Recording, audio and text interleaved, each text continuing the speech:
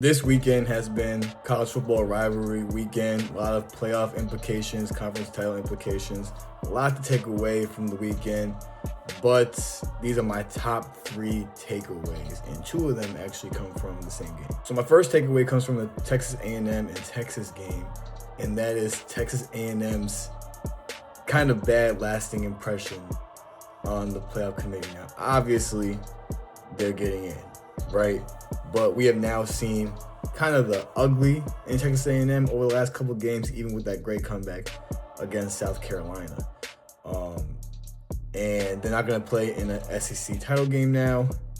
So where they're going to rank, who knows? But they've shown that they definitely can be beat, and they got to clean up a little bit. My second takeaway comes from the same game, and that is Texas playoffs hopes are still alive.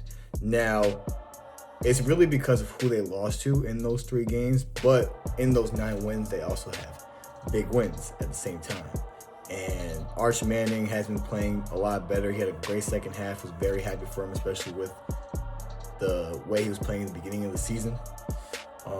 But now the playoff committee is going to look at Texas like, should we put them, in the 11th spot, 10th spot? Do they deserve to be in because they had 3 losses? It's going to be very tough for them to decide, especially after a win like Friday night. Then my last takeaway comes from the Miami game, is that the ACC is still continuing to be just very chaotic. Miami finished the season strong, especially in this game against Pitt. However, they still might not make the playoffs, and they might be the best team in the ACC. Now, is that fair? Debatable, because it's really about Miami and Notre Dame. Miami obviously beat Notre Dame, but to the playoff committee, Notre Dame has been more consistent and has been overall better than Miami.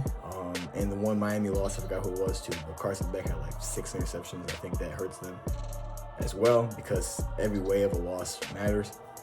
But yeah, I think Miami can still make the playoffs, but they had a good lasting impression, and that's all they can control.